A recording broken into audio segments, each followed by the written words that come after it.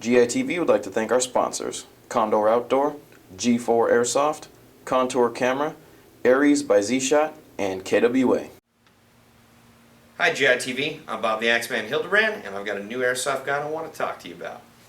This is the Oberland Arms OA-15 M7 by King Arms. We also carry the M8, which is a little bit longer version of this same gun, but I'm used to CQB, so chose a shorty. Now King Arms makes quite a few airsoft guns, they make them very well, and this is no exception. But I'd never heard of Oberland Arms, so I went online today and found out that they are a very reputable AR-15 manufacturing company based out of Germany, which is probably why this looks like an AR-15 variant. So going over the externals, let's start with the rear with the crane stock. Now if you've seen my tactical gearheads, you'll notice I'm a big fan of crane stocks, mainly because you can fit a battery in them, hide the wires, at the same time as having a movable stock, which I really like. So moving forward, we've got a full metal body, a functional charging handle, as well as a functional bolt release, which sounds pretty cool. We also have a full metal free-floating rail, as well as a rail that covers the entirety of the top of the gun, which is very useful because you can put an aim point or any sort of optic as far along the barrel as you want, or as far along the top of the gun. It also comes with flip-up rear and front sights, which are very useful. Oh, I forgot this. On the crane stock, there's something that I see on very few guns, which is a quick detach sling mount that is available on either the right side or the left side. Really nice, and I'm glad they come standard right out of the box. The firing selector switch is not ambidextrous, so southpaws, lefties, beware. Works very well with right-handed folks. This gun should shoot about 350, but it also shoots 350 with full trademarks. Now, I don't know if all of you are as big a fan of trademarks as I am, but you just have to pay a little extra money, and if you're going to use your guns in movies, it's very helpful, or if you just want to pass around your guns to your friends and show how cool you are, trademarks are very helpful as well. It just costs a little bit extra money, but I think the fun factor is there. So stay tuned, we're going to check out the feet per second on this, and come back hopefully with the player's perspective.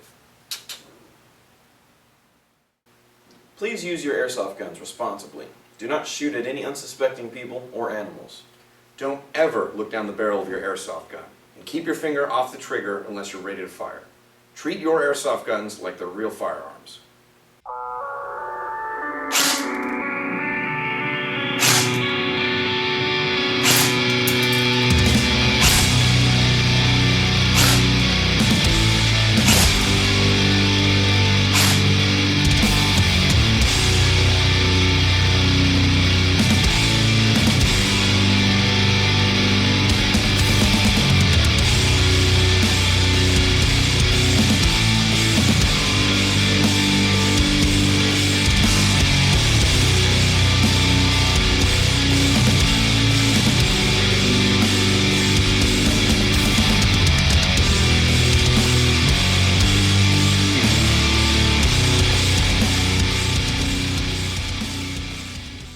So Bob, So Tim.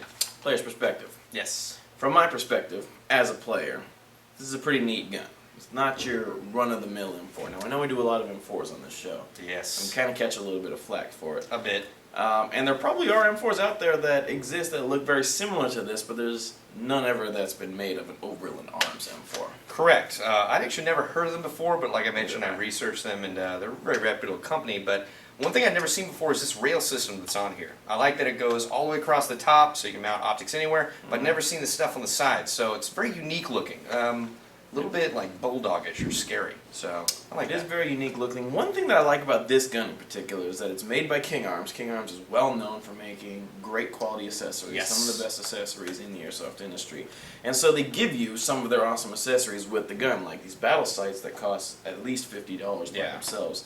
This QD sling swivel that you like so much is at least $25 by itself. But when you buy the King Arms AEG, you get all of their great accessories all in one package, and it's relatively affordable too. And you don't have to install them. And you don't have to install them. See, that's the cool thing about M4s is that you can make them how you want them, you can change stuff on it, but this gun is already built or pre-built for someone out there that's looking for this specific type of gun.